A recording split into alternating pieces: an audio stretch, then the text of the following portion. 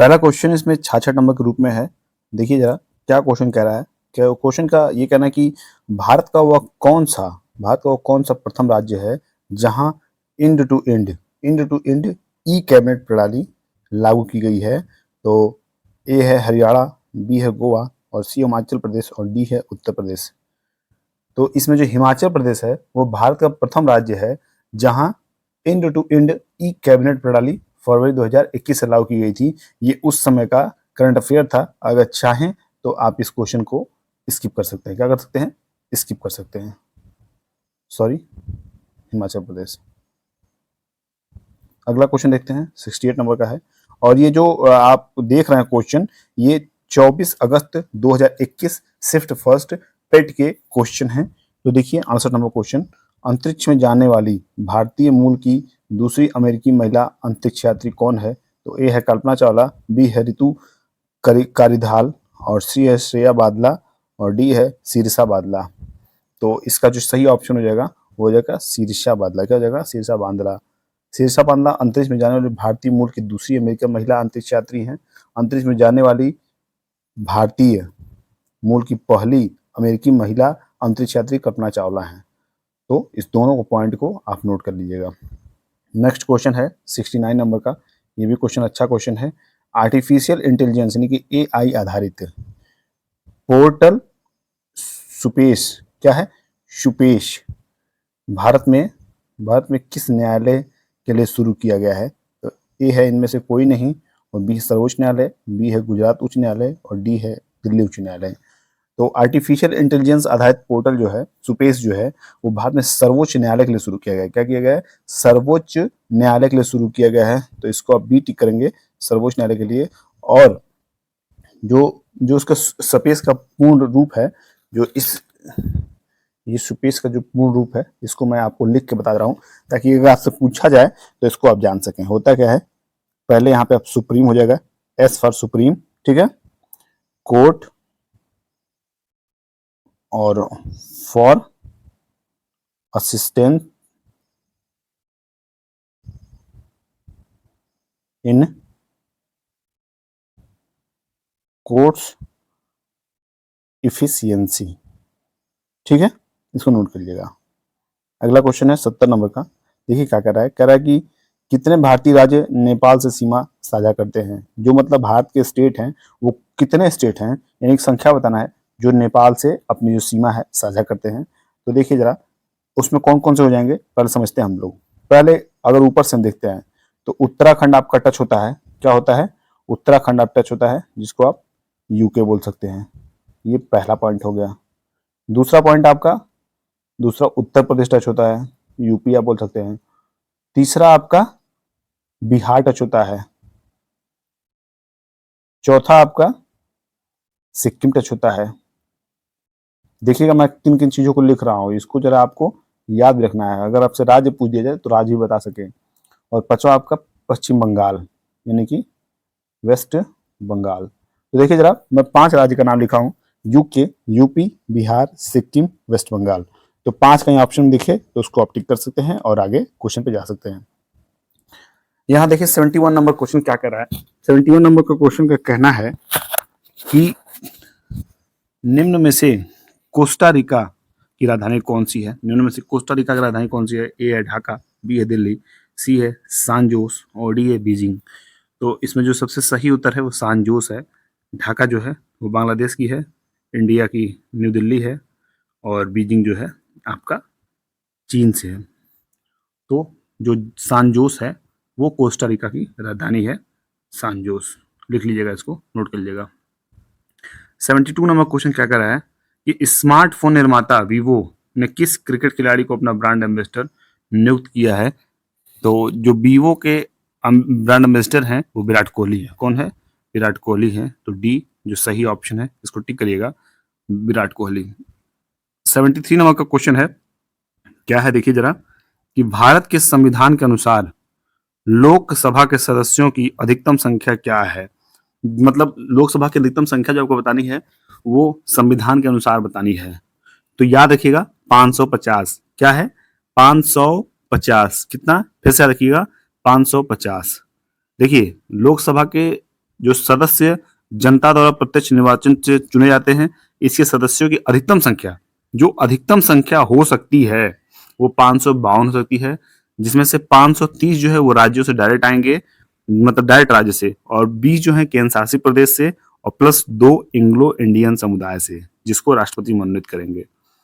किंतु 104वें संविधान संशोधन अधिनियम 2019 द्वारा लोकसभा एवं विधानसभाओं में आंग्ल भारतीय समुदाय के प्रतिनिधित्व के सदस्यों को नामित करने की व्यवस्था को आगे न बढ़ाते हुए निष्प्रभावी कर दिया गया। यानी कि जो 104वां संविधान संशोधन था, 104वां संविधान संशोधन कौन सा, कब सन, किस सन में हुआ था? 2019 में। इसमें यह व्यवस्था खत्म की गई, किसकी? एंग्लो इंडियन वाली व्यवस्था जो है वो खत्म कर दी गई, और जैसे उसको खत्म कर दिया गया तो 552 - 2 करेंगे तो 550 आ जाएगा, और देखिए बी वाले ऑप्शन पे विराजमान है 550 महाराज, और ये राइट ऑप्शन है। अब बात करेंगे 74 नंबर प्रश्न की। ये देखिए प्रश्न अच्छा प्रश्न है, ये प्रश्न आपसे पूछा जा सकता है, तो इसको आप इंपॉर्टेंट की श्रेणी में अगर रखें तो कोई दिक्कत नहीं होगी मुझे। हिंदी दिवस कब मनाता है? हिंदी दिवस कब मनाता है? याद रखिएगा, अनुच्छेद पूछे तो अनुच्छेद जो है आपका 343 कौन रहेगा? अनुच्छेद 343 हिंदी से संबंधित है। तो हिंदी दिवस कब मनाता है? जरा आप सभी उत्तर करिए। 14 सितंबर। क्या होता है? 14 सितंबर। याद रखिएगा 14 सितंबर हिंदी दिवस। और पहला हिंदी दिवस कब मनाया गया था? तो पहला हिंदी दिवस 14 सितंबर 1953 को मनाया गया था। 14 सितंबर 1953 को। अब बात करें हम 75 नंबर प्रश्न की, तो इसमें दिया है कि इनमें से कौन सा देश सार्क का सदस्य नहीं है। तो सार्क में पहले जानते हैं कि सदस्य कौन कौन से हैं, तो उसके बाद जो है हम ये चीजें क्लियर कर पाएंगे कौन से हैं और कौन से नहीं है। तो सार्क में कौन कौन से देश आते हैं, इनको समझिएगा। सबसे पहला भारत, यहां हम लिखते चल रहे हैं भारत। दूसरे पे आप लिख सकते हैं भूटान। तीसरे पे आप लिख सकते हैं अफगानिस्तान। आप चौथे पे लिख सकते हैं मालदीव। आप पांचवे पे लिख सकते हैं बांग्लादेश। आप छठे पे लिख सकते हैं, क्या लिख सकते हैं? नेपाल। आप सत्रहवें पे लिख सकते हैं पाकिस्तान। आप आठवें पे लिख सकते हैं श्रीलंका। अब जरा देखिए, जरा आपको अफगानिस्तान दिखा, बांग्लादेश दिखा, नेपाल दिखा, लेकिन जो नहीं दिखा वो म्यांमार नहीं दिखा। तो एक तरह से आपके दो क्वेश्चन तैयार हुए कि अगर सार्क देशों की इनमें से किसी को पूछा जाए कुल कितने देश हैं, तो आप बताएंगे 8 देश हैं। और इन देशों में कौन कौन से देश हैं? तो भारत, भूटान, अफगानिस्तान, मालदीव, बांग्लादेश, नेपाल, पाकिस्तान, श्रीलंका।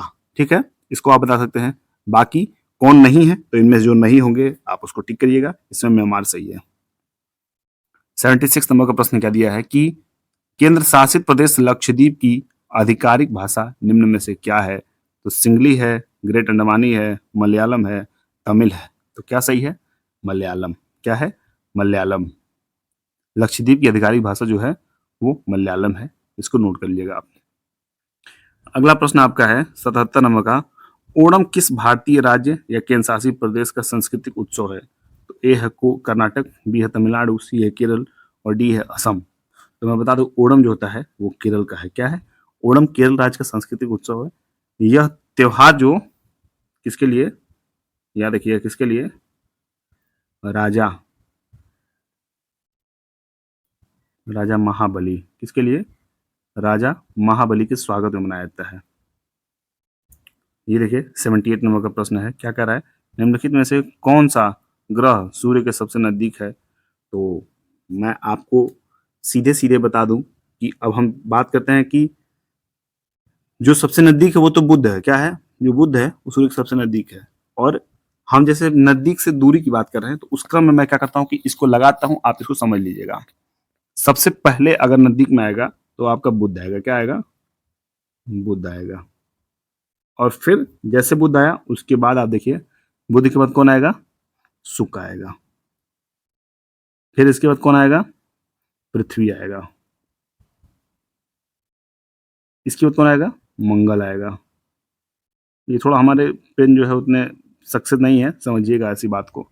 मंगल के बाद आएगा बृहस्पति,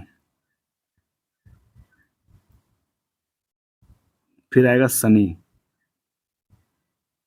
फिर आएगा अरुण और फिर आएगा वरुण। तो इस तरह आपको मैंने क्रम दे दिया, पहले पे बुध, दूसरे पे शुक्र, तीसरे पृथ्वी, चौथे पे मंगल, पांचवें पे बृहस्पति, छठवें पे शनि, सातवें पे अरुण, आठवें पे वरुण। तो इसका क्रम वाइज आप नोट कर सकते हैं ताकि आपको भविष्य में ऐसे प्रश्न करने में दिक्कत ना हो। 79 नंबर का प्रश्न क्या कर रहा है कि नोबेल पुरस्कार जीतने वाले प्रथम एशियाई कौन थे? तो मदर टेरेसा, रविन्द्रनाथ टैगोर और राजीव गांधी, सीवी रमन। तो हमको उम्मीद है सभी लोग पता होगा रविन्द्रनाथ टैगोर। नोबेल पुरस्कार जीतने वाले प्रथम एशियाई, पहले एशियाई रविन्द्रनाथ टैगोर जी थे, जिन्हें यह पुरस्कार वर्ष 1913 में प्रदान किया गया था या मिला था, वर्ष 1913 में। अब इस क्लास के लास्ट क्वेश्चन की बात कर ले, 80 नंबर की। तो दिया कि निम्न में से किस स्थान पर अजंता एलोरा की गुफाएं स्थित है? तो ए है लखनऊ, बी है औरंगाबाद, सी है दिल्ली और डी है बेंगलुरु। तो क्या हो जाएगा? इसका सही जवाब है वो औरंगाबाद हो जाएगा। क्या हो जाएगा? औरंगाबाद। एलोरा गुफाएं कहाँ स्थित हैं? एलोरा गुफाएं जो हैं औरंगाबाद, कहाँ? महाराष्ट्र में। या देखिए कहाँ? महाराष्ट्र में। औरंगाबाद महाराष्ट्र में स्थित है, इसको नोट करिएगा। ये क्लास और ये क्वेश्चन ये समाप्त होते हैं और मुझे उम्मीद है ये क्लास आपको अच्छा लगा होगा। तो चलिए सभी लोग अपने जैसे भी आपके फीडबैक होंगे जरूर कमेंट करके बताइए और ये क्लास आपको रेगुलर बेसिस पे मिलती रहेगी जब तक कि पेट का एग्जाम ना हो जाए। तो अब आपसे विदा लेने का समय आ गया है और शुभकामनाएं आपके साथ हैं। पढ़ते रहिए, मस्त रहिए, स्वस्थ रहिए। मिलते हैं अगले क्लास में, तब तक बाय बाय, टेक केयर।